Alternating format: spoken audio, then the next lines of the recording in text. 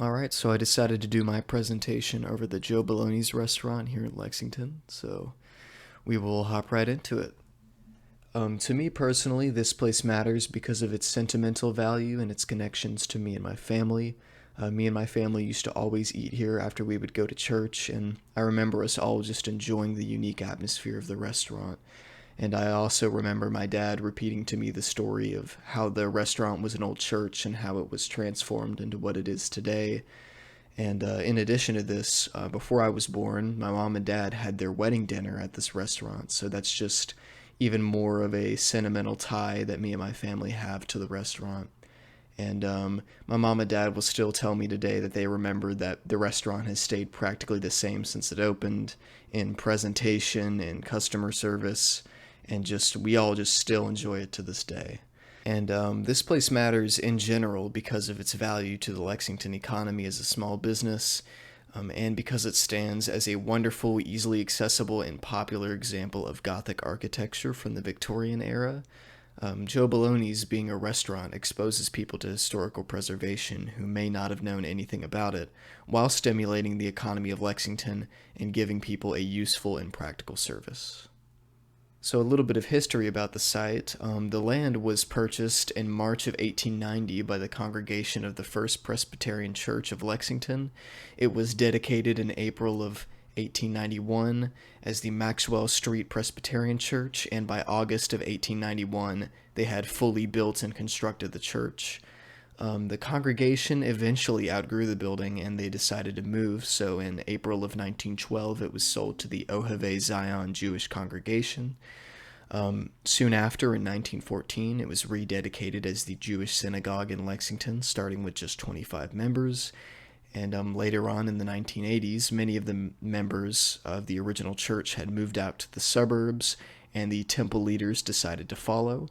So the synagogue, social hall, school, and adjoining commercial buildings were sold in August of 1986 to Kaufman Properties, the current property owner. And next, in 1989, the restaurant, which had previously existed at another location on the corner of Maxwell and Limestone, was moved into the complex, and they began doing business using the old church.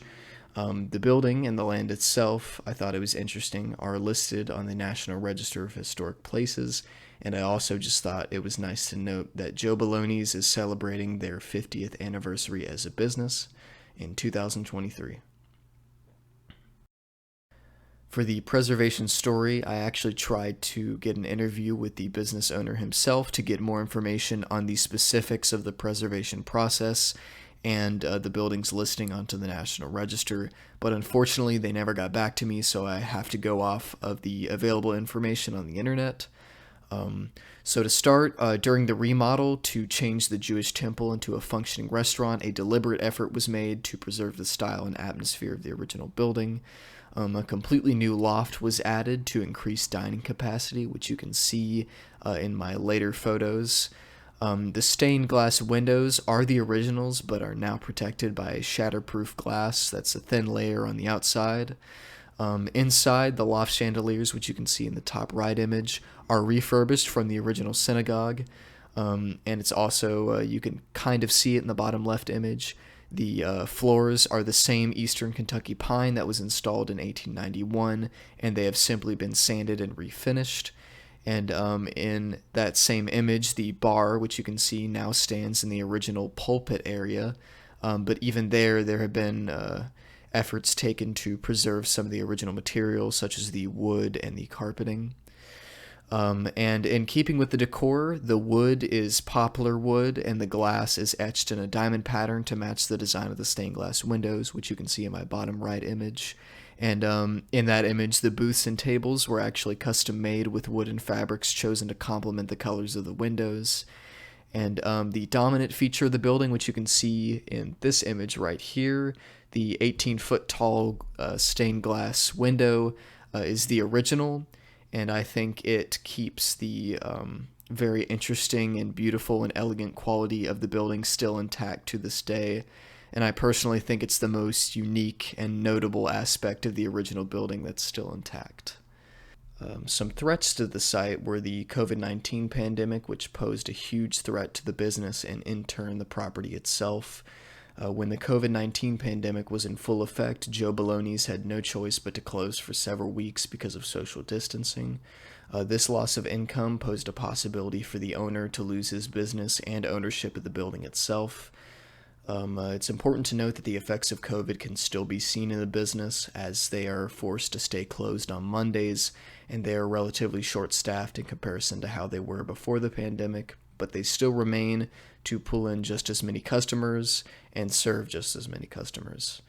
And in addition to this, the age of the owner himself poses a significant threat to the business. If he were to pass away, the ownership of the building would be transferred, and it's difficult to say what may happen to the property.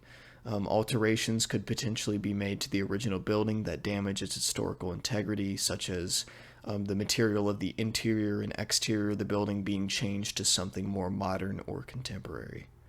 And to round off my presentation, Joe Bologna's represents the preservation movement in America by being a strong, still standing example of adaptive reuse, a technique of historical preservation in which a historical building is appropriately repurposed for a different service than was originally intended.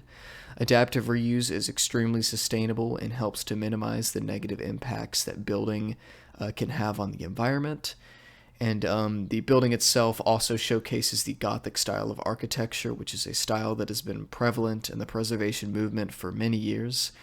And the building's interior and exterior are preserved in almost their entirety, excluding necessary changes for dining. And that is all. Here is my sources, and I will leave the rest of my time for questions.